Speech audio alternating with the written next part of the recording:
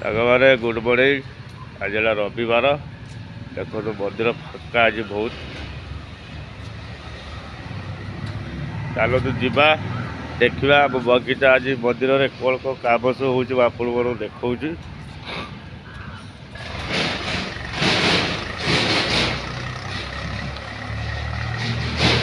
ଆଜି ରବିବାର ଛୁଟି।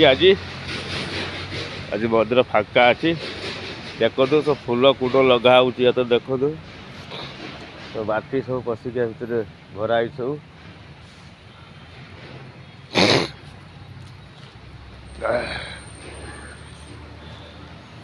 ଚାଲନ୍ତୁ ଯିବା ମଉସା କ'ଣ କରୁଛନ୍ତି ବଗିଚାରେ ଦେଖିବା।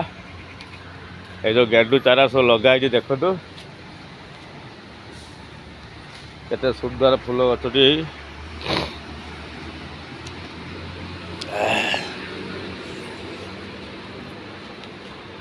ଏ ଦେଖନ୍ତୁ ମଉସା କ'ଣ କାମ କରୁଛନ୍ତି। ମଉସା ଆଜି ଫୁଲ ଗଛ ଲଗେଇ ସାରିଲେଣି। ଏ ଦେଖନ୍ତୁ ଏ ଲାଇନଟା ପୁରା ଫୁଲ ଲଗା ହେଇଛି ଗେଣ୍ଡୁ ଗଛ। କାମ ଚାଲିଛି, ପାଣି ଦିଆ ହେଇଯାଇଛି ବର୍ତ୍ତମାନ।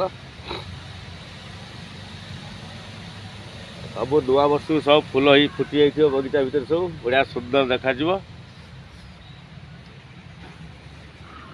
ଜୟ ଜଗଦୀଶ ହରେ ହରେ।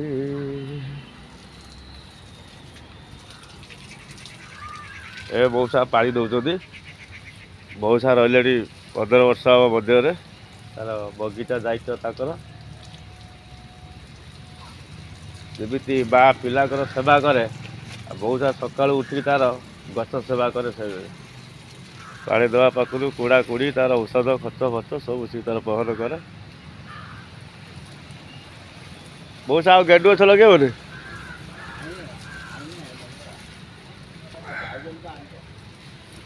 ଗଲା ଯାଇଛ ଆଣିବ ନା ଫୁଲକୁ? ଆଉ ଯାଇଛନ୍ତି ଗେଣ୍ଡୁ ଗଛ ଆସିବ ଲଗାଯିବ ସବୁ। ଆଜି ଆମ ଟିକେ ଫାଙ୍କା ଅଛି, ବୁଲାବୁଲି କରୁଛୁ ଆଉ।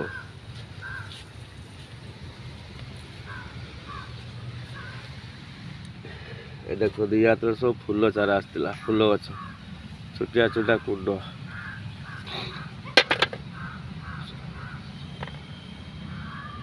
ଏ କୁଣ୍ଡ ସବୁ ୟାତରେ ଆସିଥିଲା, ଛୋଟ ଛୋଟ ଗେଣ୍ଡୁ ଗଛ।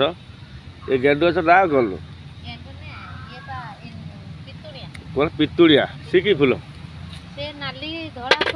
ଆଉ ଗେଣ୍ଡୁ ଗଛ ନାଁ କ'ଣ?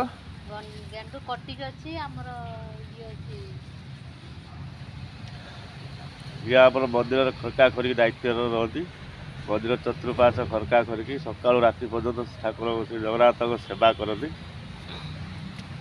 ତାଙ୍କ ସ୍ୱାମୀ ଗୋଟେ ଗଭର୍ଣ୍ଣମେଣ୍ଟ ସର୍ଭିସ୍ ଚାକିରି କରିଛନ୍ତି।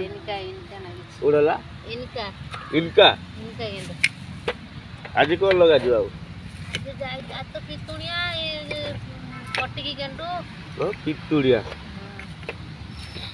ନୂଆ ବର୍ଷ ଫୁଲ ଫୁଟି ଯାଇଥିବ।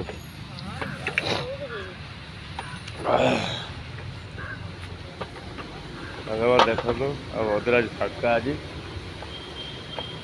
ମନ୍ଦିର ପରିବେଶ ଆପଣଙ୍କୁ ପୁରା ମୁଁ ଦେଖାଉଛି।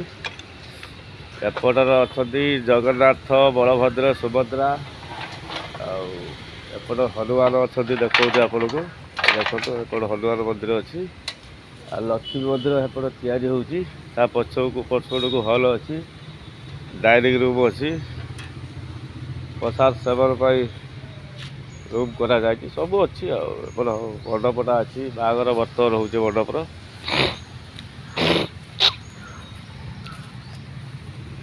କଦଳୀ ଗଛରେ କଦଳୀ ତ ଫଳିଲେ, ଗୋଟେ ଗଛକୁ ହାଣି ପକେଇଲେ ଗୋଟେ କଦଳୀ ଗଛ ଅଛି। ବହୁତ ସାଙ୍ଗମାନେ ରହିଲି। ଜୟ ଜଗନ୍ନାଥ। ଆପଣ ଛୋଟିଆ ବ୍ଲଗକୁ ଦେଖନ୍ତୁ। ଜୟ ଜଗନ୍ନାଥ।